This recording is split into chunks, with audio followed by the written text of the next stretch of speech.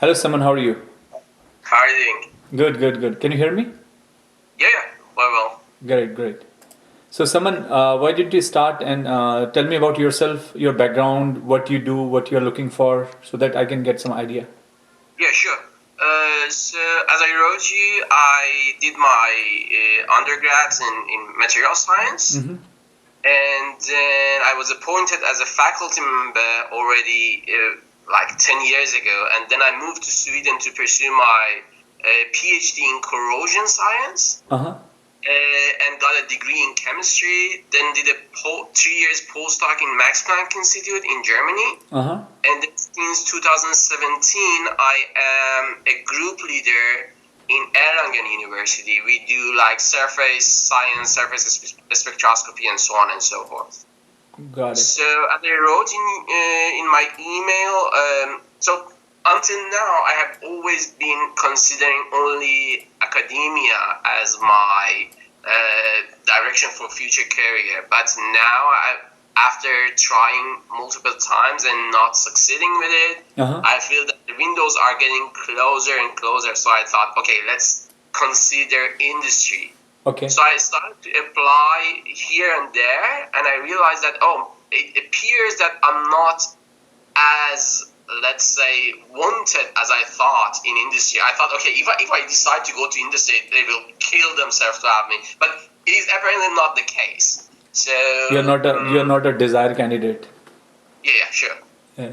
Okay. So that's basically me. Okay. Great. One thing I want to ask you is, your the what you do at FAU Erlangen. is it a permanent position or is it a project based position? No. This is not a permanent position. This is something between a postdoc or senior Got postdoc it. and a professorship. Got So it. this is like on annual basis. The contract is renewed on annual basis. And I have like 3 PhD students, and I basically have a small group. I'm scientifically independent, but not financially. And Right, right, also, right. as I said, the position is not Yeah. So basically, for permanent. for Yeah, so basically for your paycheck, you have to bring projects and things like that, I guess. that's right. Got it. That's right. Okay. And as I said, it's not a tenured position, so you can be out anytime.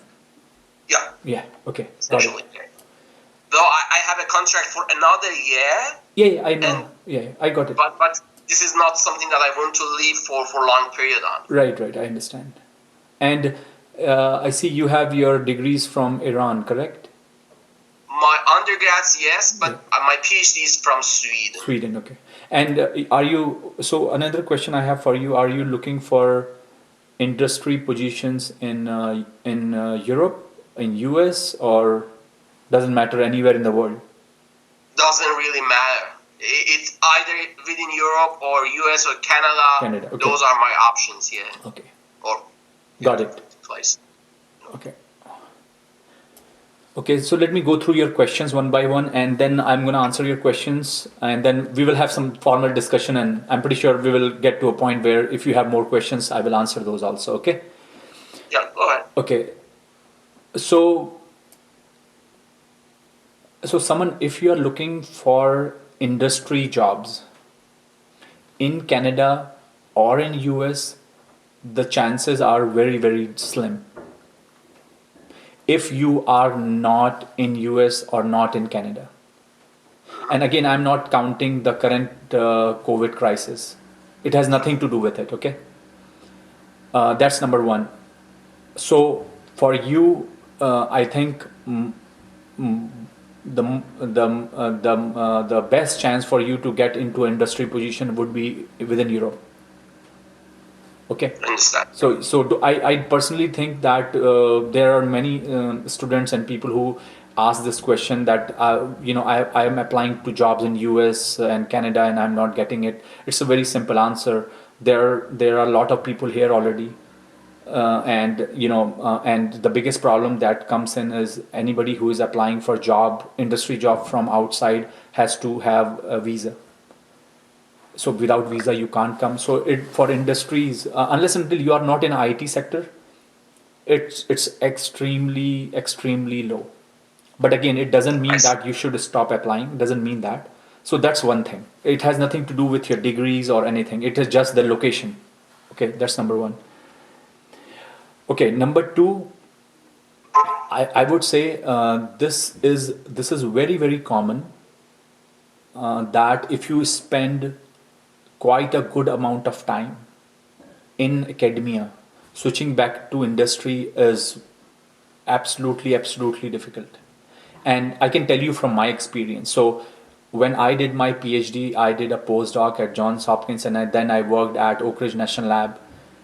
So I was, after my PhD, it was about 3 4 years, and I was very worried that, if it's gonna last more than that, I would not find a job in industry. I see. That's also my worry. Yeah, Yes, I that understand. so that is very, it's very common. So let's say ideally a PhD, and if you are postdoc for 2 years, that's ideal. But if it Understand. goes beyond that, it becomes very challenging, very challenging. And also the reason is why it becomes so challenging is, let me tell you, because most of the hiring in industry from university happens at entry level. All the lateral hirings, so for example, if you want to become a senior manager, they are from industry to industry, most, like 99% of the time. But most of the lateral hiring, like a entry level engineering position or entry level R&D, they are from university. So as again, going back to the point, it's become very easy for a university student to get a job. But if you are in an industry, because nobody's going to hire you to do a entry level job, right? And then if you want to become a senior R&D manager, they want you to have some sort of experience in an industry, because that's how industry works. Okay, Yep. so that's number two. Okay, so question here comes that what you can do right now so that your application becomes more desirable for industry. That is the basic question. Okay, and again, your publications, everything is fine. There is no issue on that. And there is another one thing I want to tell you is, many people say, and this is very common among PhD students. They say, "Oh, we are a PhD and we have so many publications. When we are applying, should we put that many publications because industry people don't like it?" I don't agree with that. Oh, okay. No, I don't. I think that is a misconception, Okay. and the reason is very simple, and I have followed it throughout my career. If you look at my CV has all the publications till now, including citation and everything, because for me that is my asset, right? Yep. And I want the person who is interviewing me to see that. And Mm-hmm. if I ignore that, that means either I am disqualifying myself for that particular position, or maybe that position is not good for me. Maybe one, if even if I get it, that position is not something I am interested in also. But again, that's Yeah. my perception. But let me tell you, if you put your publications there, I'm not saying if your CV is 10 pages, 8 pages is publication. I'm not saying that. But I'm saying is, if you have a good publications, let's say if you have 30 publications in journal, I would say publications, top 10, just put 10 of them. That's fine. Oh. You don't have to put all of them. Mm. If you have done presentation at 20 30 places, just put top 10. That's fine. So what I'm saying is, as a PhD student, as a postdoc, these are your assets, and you should be using it. Because then what is the difference between your CV versus a CV of a bachelor's or master's? Okay, that's number one. So don't delete them. Yeah, what you can do, you can shorten them. You don't have to put all of them, just like we do for when we apply for academics, Yep. right? That's also very important. Okay, so I think what you can do now, that is the primary question. So I can tell you for sure. So let's say if your background is in material science, right? And I think what you need to do is gain knowledge on processing and manufacturing. Mm-hmm. Because the reason I'm telling you very simple, the reason why I'm saying that is because if you look at how many industries do actual material science research versus how many industries are actually invest their money in manufacturing.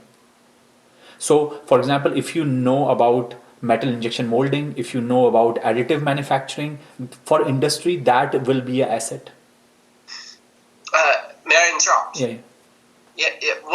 This is one of my biggest problems because all the time over the last 1 decade, I have always been focused on very, very fundamental science. So even if I talk to my surface scientist peers, I am still more fundamental than most of them because I'm looking at molecular interactions and things like that. So of course, this is understandable that probably manufacturing is more needed, let's say, competence. But I guess this is a little bit weird transition for me if I want to now claim that, after these many years, now I'm good at additive manufacturing or anything like that. So let me tell you the answer to that, and you will understand how. What I'm trying to able to understand is, you should have. First of all, I think you what I when I hear this question from you or any student, I see a barrier of I'm uncomfortable. You need a job, you have to be comfortable.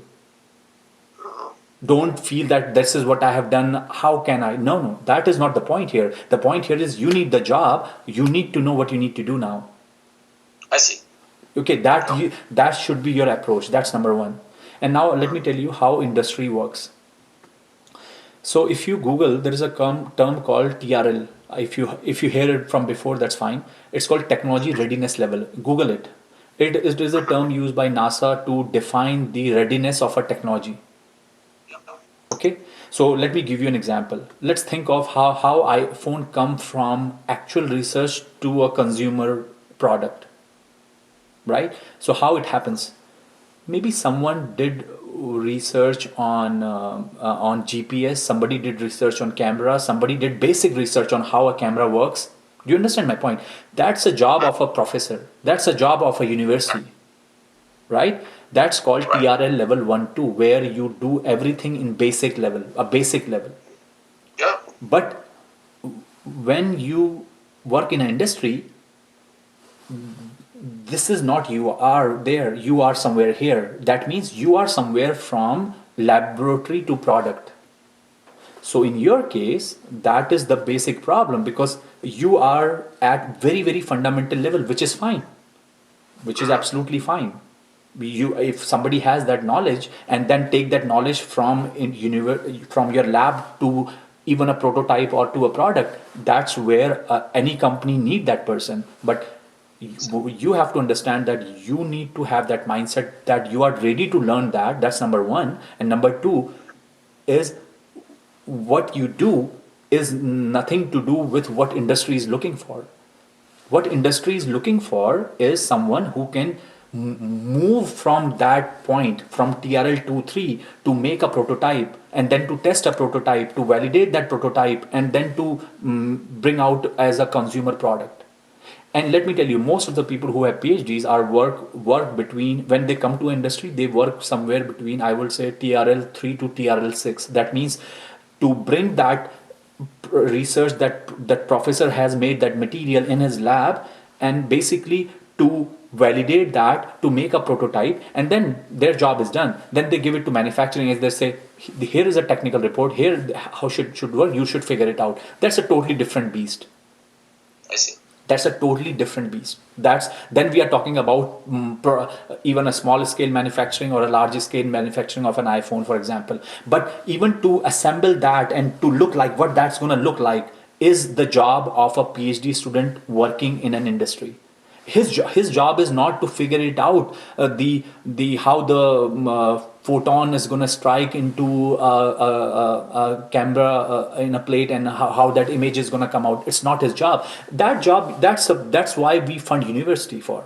That's why the government fund industry for, to do basic research. That's their job. Yes, the knowledge is fine. I mean, as a PhD student, I had that knowledge in a very fundamental level. But then you move on, you move out. But doesn't mean you don't like it. Liking is something else, because that's not going to pay for you. What is going to pay for you is a totally different thing. So in your case, my advice is, that's what you need to work on if you want that to happen. Because if your attitude would be like, I think that is what I have done. And let me tell you,